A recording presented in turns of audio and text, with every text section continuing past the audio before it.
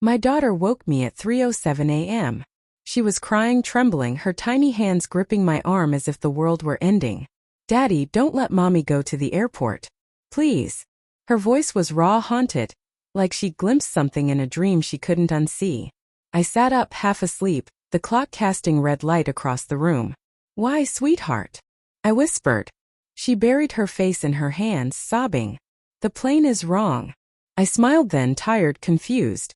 I thought it was just a nightmare. Kids have those. Her flight was at 9 a.m., bound for a conference in Denver. I had packed her bag myself. Business suit, laptop, perfume I bought her last Christmas. Never saw her wear. At 6 o'clock she kissed me goodbye. Her lipstick tasted like mint. And distance. "Tell her I'll call tonight," she said. I nodded. I would. At 9:10 I texted, "Safe flight." At 10:15 the airline called. No crash, no malfunction, just one shocking detail. She had never boarded the plane. I remember standing in the kitchen, holding the phone long after the line went dead.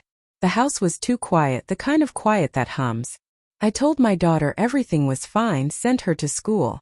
Then I sat at the table, staring at the coffee going cold, replaying her words in my mind.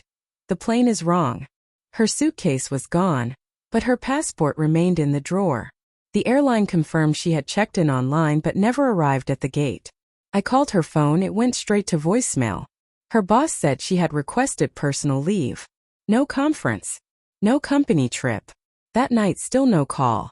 I logged into our shared accounts. Hotel bookings, credit card charges, names I didn't recognize. One stood out, Westbrook Hotel, Chicago.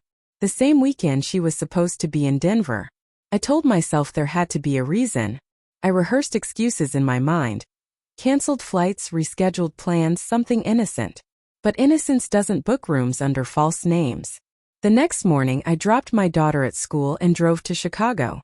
5 hours of silence, second-guessing every thought. I checked into the same hotel under another name, paid in cash. The clerk didn't care, hotels never do. Room 712. Booking matched the charge. 1 king bed, 2 guests, check-in yesterday, check-out tomorrow. I waited in the lobby cafe, watching every couple that passed. At 4:23 p.m. I saw her, my wife, in a dark coat, walking beside a man in a tailored suit. His hand brushed her back. She smiled. That smile, the one she used to give me when we were new, alive. I didn't approach. I followed.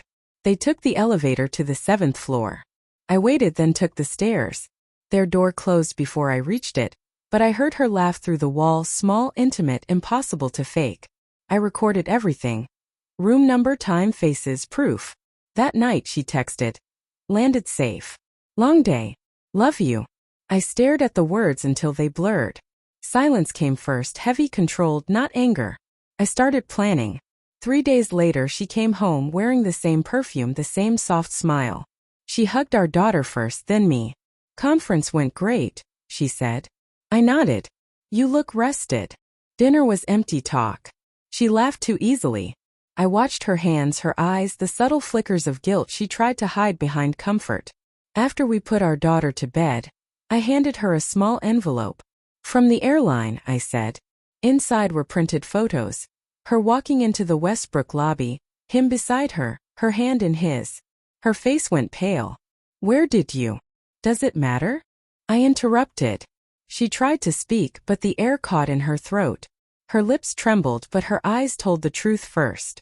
You were never on that plane, I said. But you told her you were. You lied to both of us. She stepped forward. Please.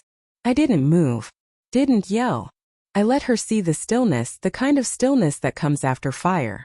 The next morning I drove her to the airport myself. She was pale, silent. The man was waiting at departures, looking lost. She hadn't expected I'd invited him, or that I'd shown him the photos. They saw each other across the curb. Recognition.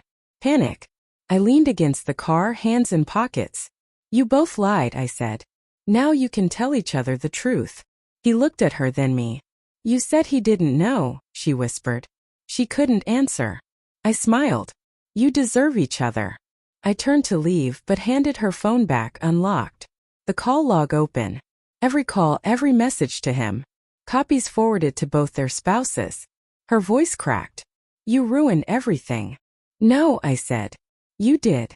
I just turned on the light. That night, my daughter climbed into my bed. Mommy's gone, she whispered. I nodded. For a while, she sighed. The plane wasn't wrong this time. I didn't know what to say, so I held her until she fell asleep. The house felt colder, quieter, but not the silence of loss anymore. It was the silence after truth. I looked at my phone once at her last message. Love you. Then I deleted it. Some endings don't need closure. They just need honesty. When I finally closed my eyes, I felt nothing. Nothing at all. Thanks for watching. Don't forget to like, share, and comment. Subscribe to Cheating Stories Insight World for more gripping stories.